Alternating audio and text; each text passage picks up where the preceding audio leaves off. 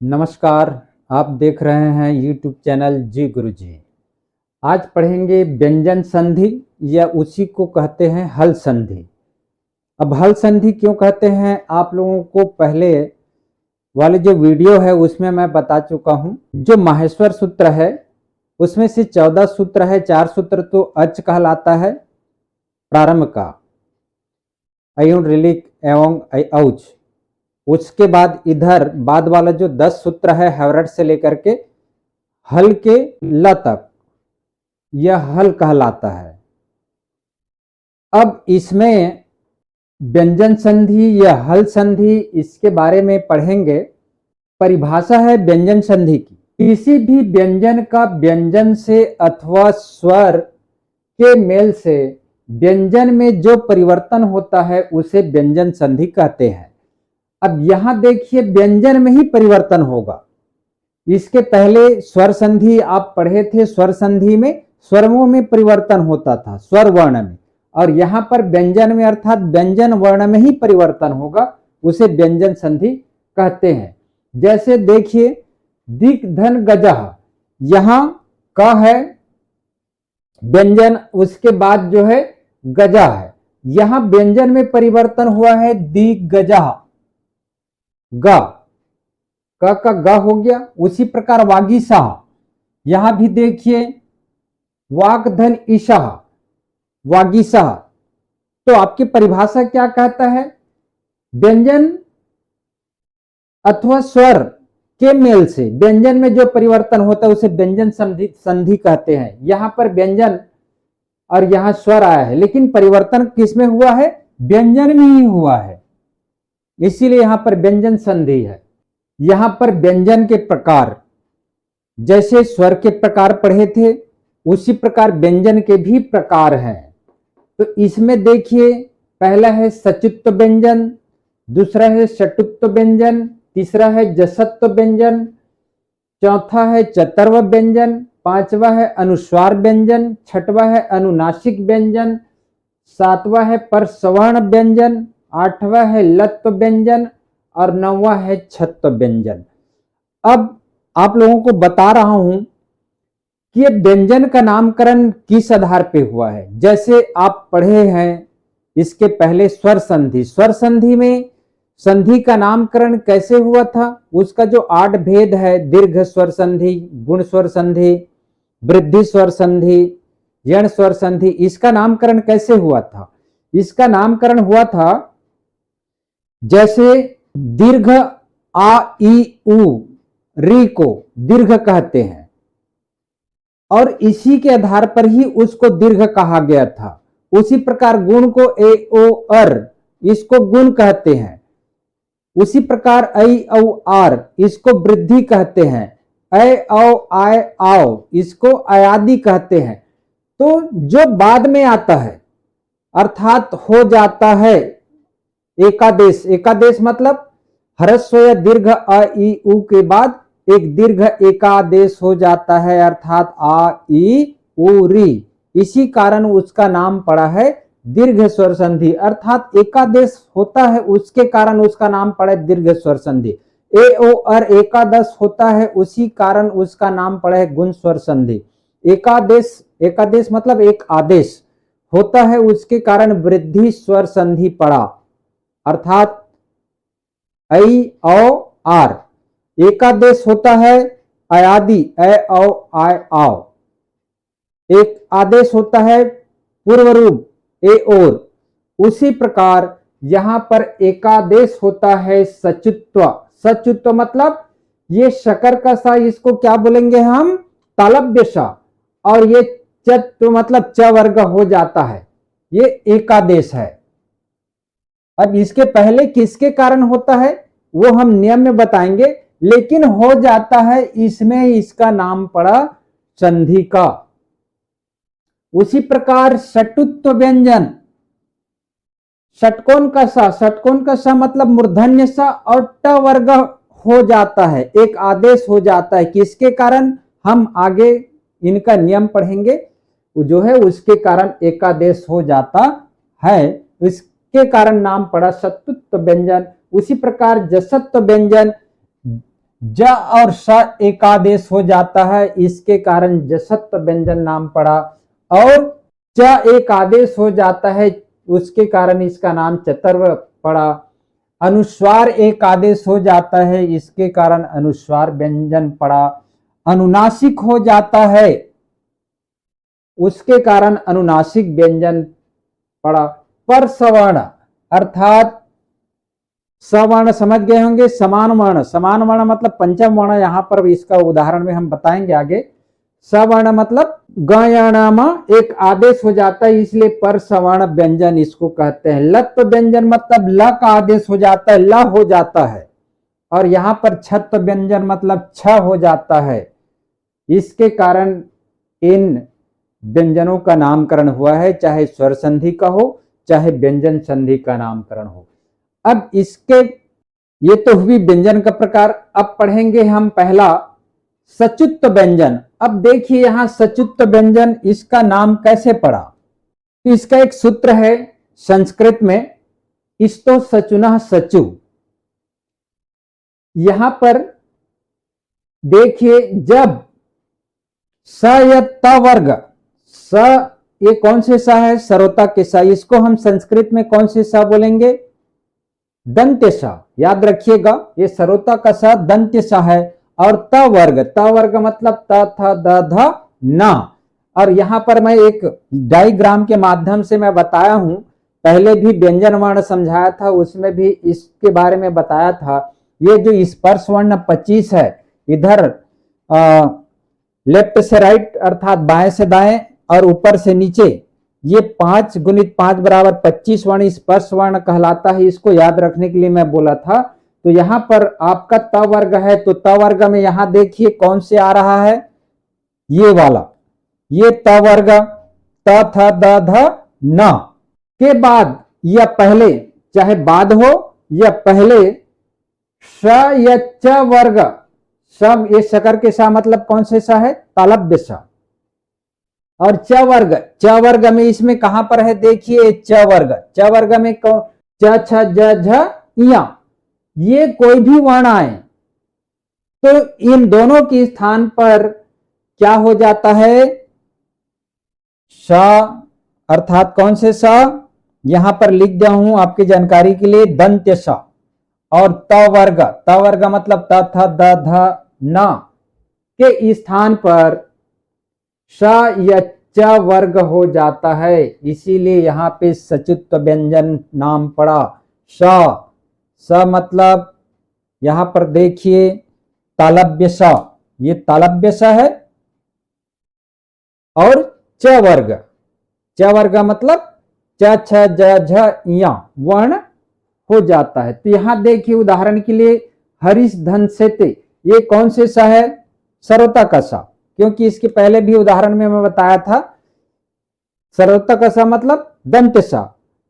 उसके बाद च वर्ग में च छ ज झ इया कोई भी आए, लेकिन यहां पे च आ गया, हरीश से ते यहां पे सा आ गया,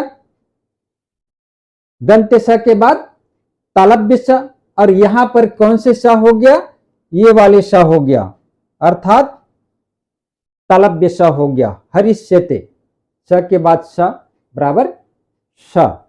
उसी प्रकार कस धन चित, यहां पर भी कौन से स है, दंत्य स है। उसके बाद च वर्ग आया है, च कश्चित, स और च दोनों मिलाकर के तालव्य स हो गया, यहां देखिए। उसी प्रकार महत धन चित्रम, यहां पे त है और यहां पर च है, तो त और च मिलकर के च हो गया, अर्थात यहां देखिए महचित्रम।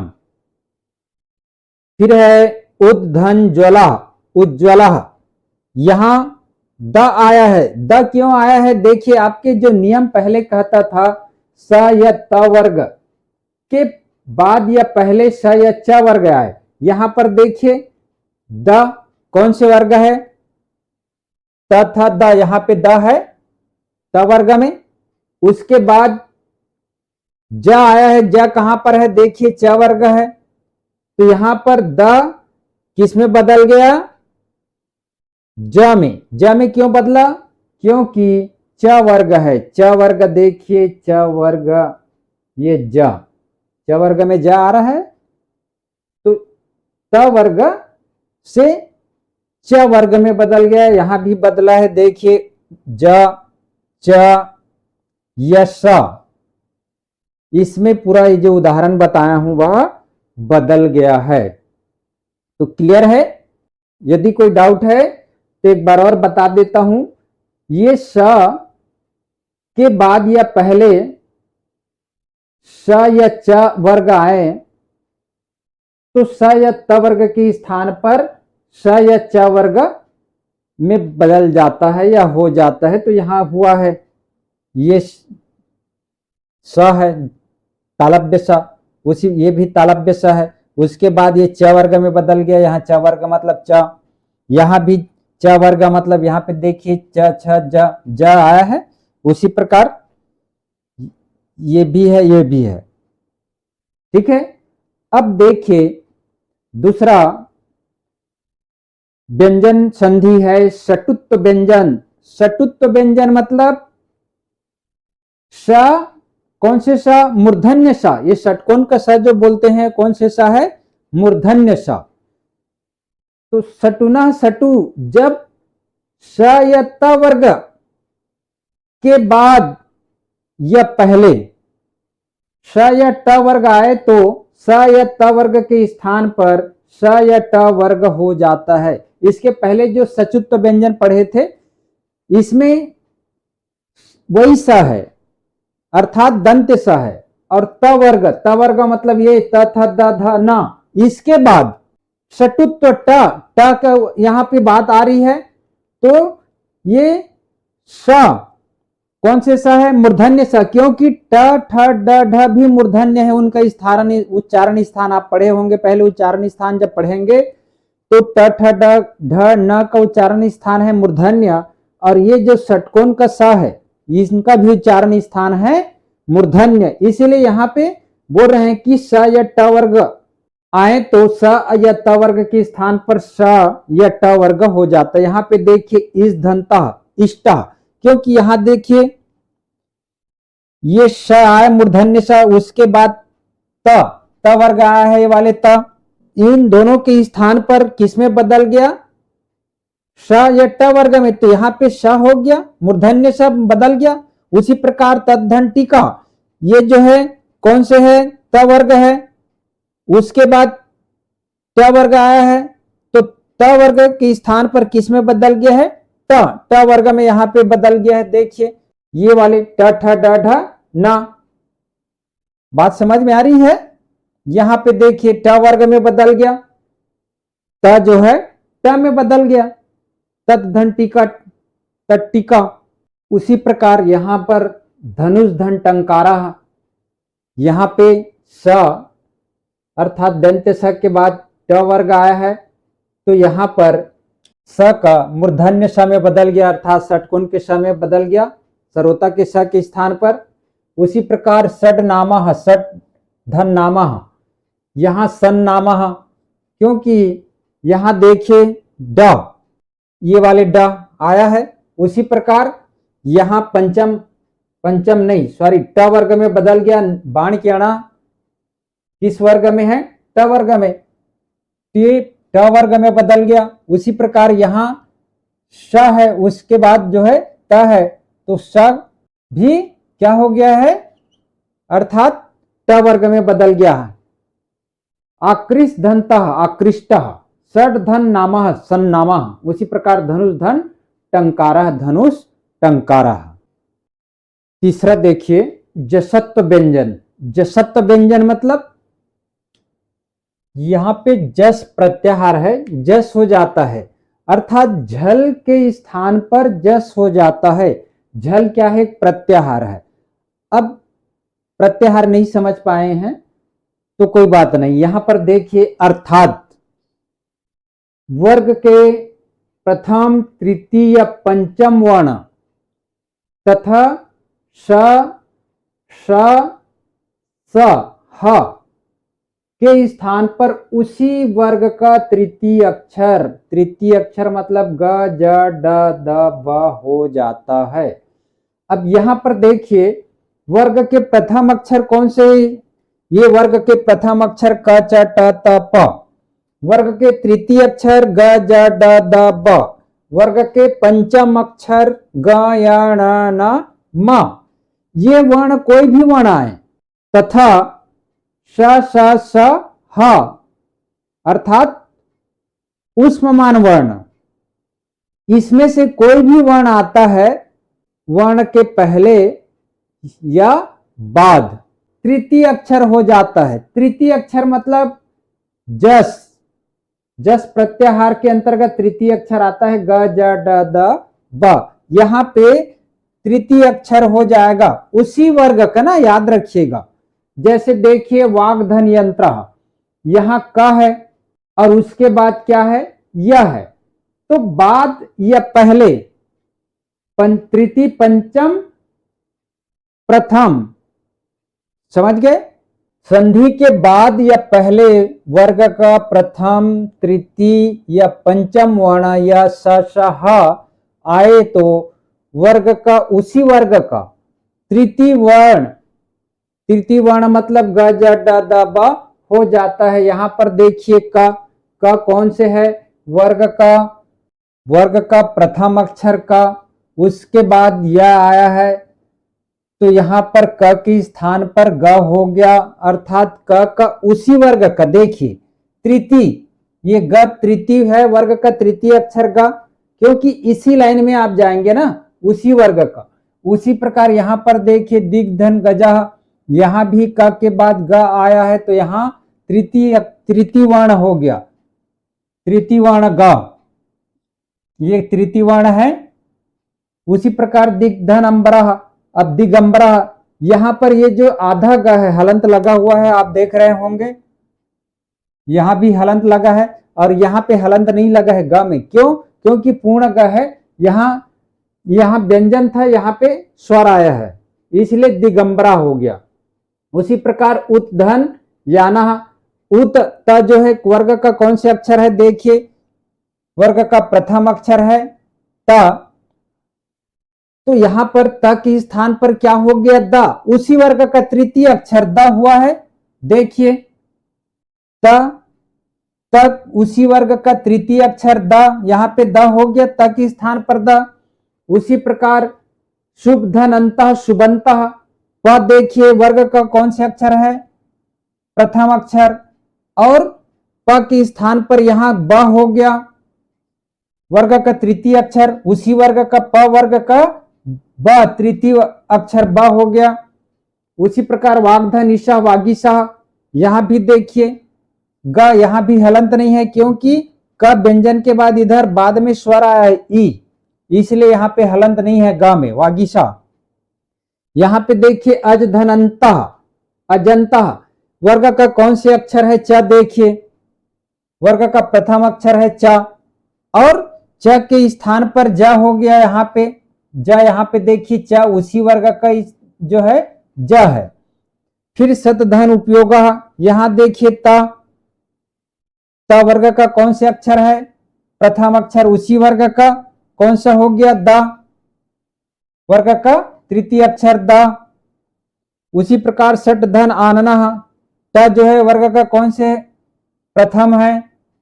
वर्ग का प्रथम वर्ण, वर्ग का प्रथम वर्ण है ना ट, इधर से ऐसे जाएंगे तो, और उसी ट के स्थान पर क्या हो गया? ड, उसी वर्ग का ट ही वर्ग का ड हो गया, यहाँ पे ट और उसी वर्ग का ड। ठीक है, ये है आपका जसत्व व्यंजन, इसको याद रखिएगा, ये डायग्राम जो बना के रखा हूं। चौथा है चतुर्व व्यंजन। चतुर्व व्यंजन में देखिए वर्ग का प्रथम द्वितीय तृतीय चतुर्थ य स स स के बाद वर्ग का प्रथम द्वितीय तथा स स स आए तो इसके स्थान पर उसी वर्ग का क च ट त प यह स स स हो जाता है। ये क च ट त प क्या है? वर्ग का प्रथम अक्षर, या स स स हो जाता है। यहां पर देखिए द है, ये द कौन से है? तृतीय अक्षर। इसमें बोल रहे हैं कि वर्ग का प्रथम द्वितीय तृतीय चतुर्थ, तो यहाँ पे द जो है वर्ग का तृतीय अक्षर है, तो यहाँ पे द का किस में बदल गया? त में।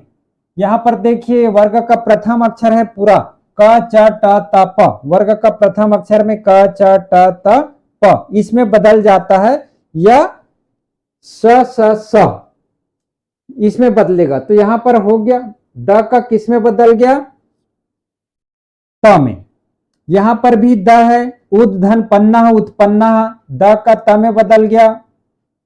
उसी प्रकार लब्धन्स्यते लपस्यते, यहां पे देखिए प कौन से है? वर्ग का प्रथम अक्षर में बदल गया, ये प वाले लपस्यते, ठीक है। उसी प्रकार देखिए दिग्जन पाला, दिक्पाला, क भी वर्ग का प्रथम अक्षर है, ग का क में बदल गया। यहां पे उद्धन तमह उत्तमः, द का इसमें त में बदल गया।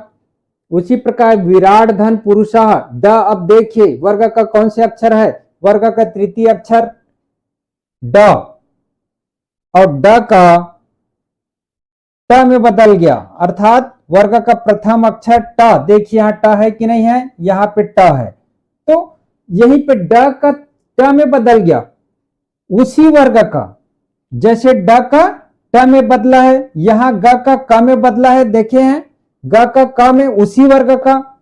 त का द में बदला है, त देखिए ये त है, द उसी वर्ग का है, अर्थात त वर्ग का द है, और द के स्थान पर त में बदल गया। उसी प्रकार विराट ड का किस में बदला है?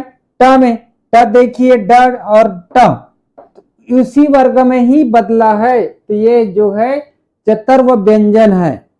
पांचवा है अनुस्वार व्यंजन, इसका सूत्र है मो अनुस्वारा। मो अनुस्वारा मतलब देखिए पहले शब्द के अंत में म हो तथा उसके बाद कोई भी व्यंजन आए। पहले शब्द के अंत में पहला शब्द ये है हरिम, दूसरा शब्द क्या है? वंदे। तो पहला शब्द के अंत में म आए और उसके बाद वाले जो शब्द है उसमें कोई भी व्यंजन आए, तो वहां पर म के स्थान पर अनुस्वार लग जाता है। अनुस्वार इसको जानते हैं, अम की जो मात्रा है उसको अनुस्वार कहते हैं। लेकिन याद रखिएगा, यदि म के बाद दूसरे शब्द में स्वर आता है तो वह उसी में मिल जाता है, अर्थात अनुस्वार नहीं लगता है, वो जो है बाद वाले में जाकर के मिल जाता है। देखिए यहां पर हरिम वंदे पहला वर्ण, पहला शब्द, वर्ण नहीं शब्द है, ये पहला शब्द में म है, उसके बाद कोई भी व्यंजन अर्थात वह आया है, तो यहां पर म के स्थान पर अनुस्वार, अनुस्वार ये जो अम की मात्रा है हरिम धन वंदे, अनुस्वार लग गया। उसी प्रकार गृहम, यहाँ पे पहला शब्द में म है, उसके बाद ग अर्थात कोई भी व्यंजन ग आया है, तो यहाँ पर म के स्थान पर अर्थात पंचम वर्ण है म, और इनके स्थान पर अनुस्वार लग गया। यहां पर भी अनुस्वार लगा है, सत्यम अनुस्वार देख रहे हो, ये म जो है पंचम वर्ण है, यहां पर अहम, अहम भी पंचम वर्ण है, पंचम वर्ण मतलब ये म। और म के स्थान पर अब देखिए यहां पर म है और यहां इसके बाद स्वर आया है अ, यहां पर स्वर आया है इसलिए अनुस्वार नहीं लगा है, बल्कि इसी में जाकर के मिल गया है अहमत्र। अ जो है यहीं पे मिल गया है, यहां पे म में हलंत है और यहां जब संधिकरण हुआ है उसमें अ जो है ह में मिल गया। उसी प्रकार धर्ममचर म यहां पे आया है पहला शब्द के अंत में और उसके बाद कोई भी व्यंजन अर्थात च है, तो यहां पर अनुस्वार हो गया धर्ममचर। उसी प्रकार देखिए शाम, यहां पर पहला शब्द के अंत में म है और इसके बाद स्वर आया है, स्वर मतलब ए। अब ए जो है इसी में जाकर के मिल गया है, यहां पर देखिए एसामेव, एसामेव, ए जो है म में जाकर के मिल गया, अनुस्वार नहीं हुआ है। उसी प्रकार सर्वमेव, यहां म के बाद ए आया है, यहां भी स्वर है, तो सर्वमेव, यहां भी म में ए जो है मिल गया। छठवां है अनुनासिक व्यंजन।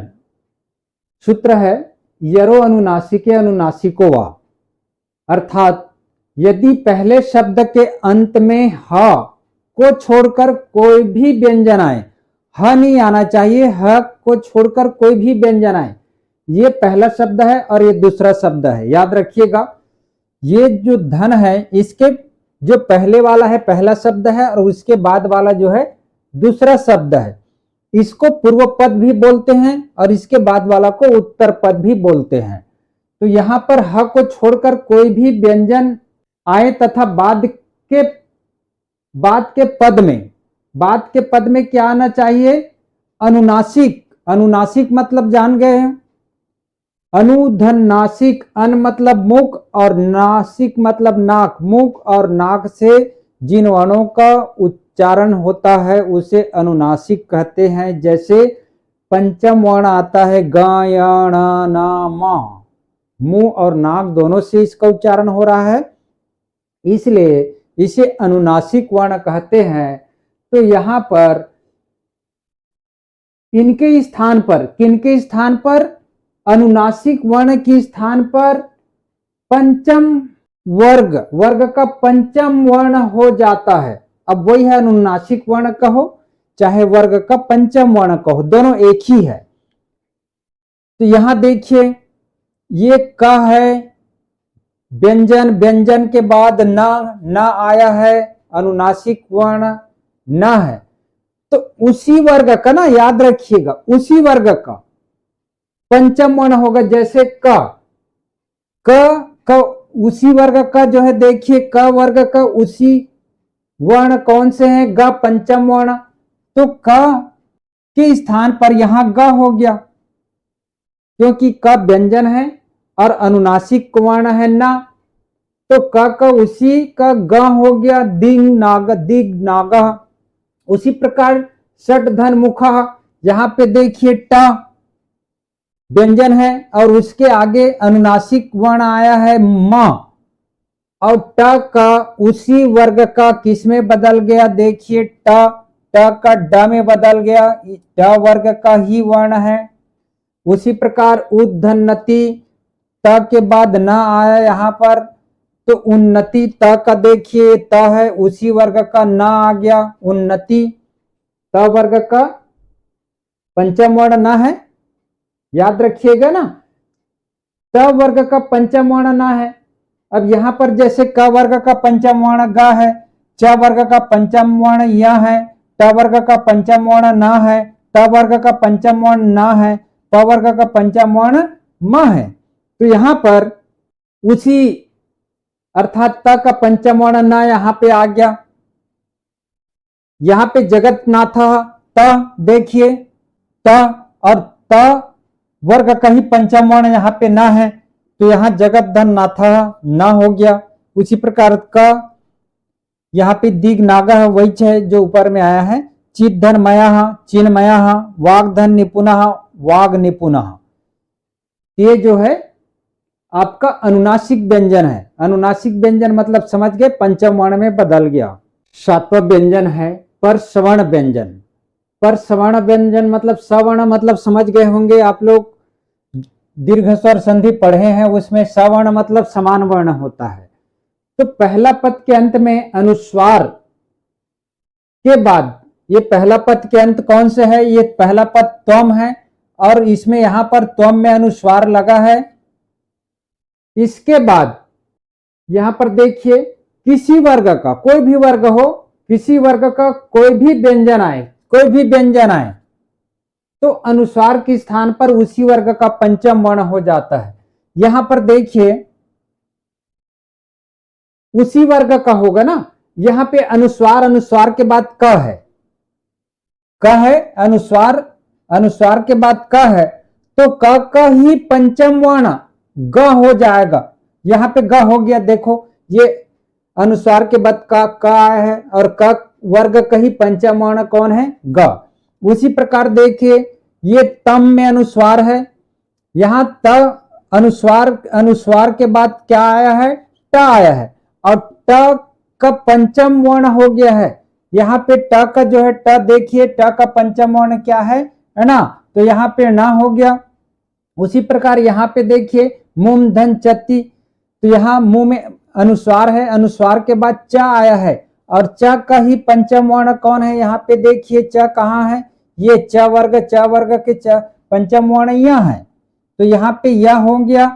उसी प्रकार गाम धन ददाती, यहाँ पे अनुस्वार है, अनुस्वार के बाद क्या आया है, द देखिए ये द है, द के बाद उसी वर्ग का पंचम वर्ण क्या है, ना, तो यहाँ पे गान ददाती। उसी प्रकार है त्वम धन पचसी, ये जो है अनुस्वार है त्वम में, उसके बाद प है, तो प कहीं पंचम वर्ण हो गया है, प का देखिए ये प है, प का पंचम वर्ण क्या है, म, तो यहाँ पे म हो गया। उसी प्रकार शीघ्रम चलती, यहां भी अनुस्वार के बाद च है, तो च का जो है यह हो गया। यहां अनुस्वार है नम धन दति, नंदती देखिए द आया है, द का पंचम वर्ण ना हो गया। उसी प्रकार कुम धन ठिता, यहाँ पे अनुस्वार के बाद ठ आया है, तो ठ का पंचम वर्ण ना हो गया है। यहाँ देखिए ठ कहां पर है, ये ठ है और ठ का पंचम वर्ण ना है, तो यहाँ पे कुंठिता ना हो गया, आधा बाणिकेणा।